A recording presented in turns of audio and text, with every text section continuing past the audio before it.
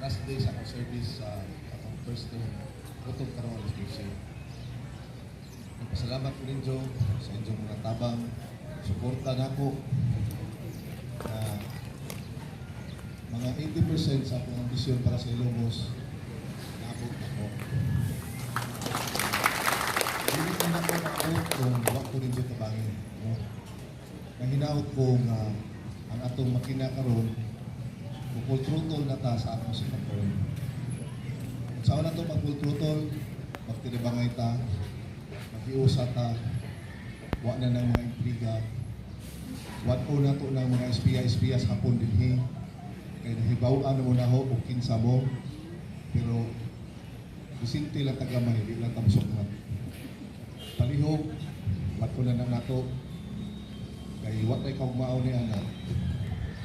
Ang atong tanawang karon effective karong alauna, una ang akong first day sa akong second term. Daghan pa akong plano para sa Ilongos, kay bonus Dr. Anak, sa Kulijan dyan.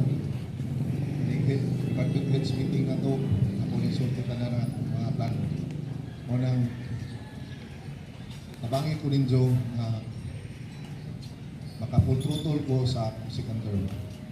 Kaya karong second term na ako, gamay na akong oras sa munisipyo, ito ako, akong oras daghan sa gawas. Na ako sa mga baryo, na ako sa mga national government offices, nagpuluha akong mga pundo. Kaya na ako yung istorya atong pagtambal na ako sa Manila after sa eleksyon, daghan ko government, national government offices sa Manila.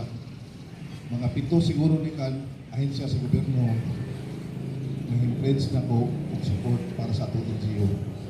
Muna, pinangalan ka din na i-upko ni Joe ni Congressman Carl na magmalapuso ng among mga plano kay dili ni para sa akong personal, kundi para ni sa atong lungsod. No? Sige. Daghang salamat o madong buntag na hilutan namin. Thank you so much, Mayor.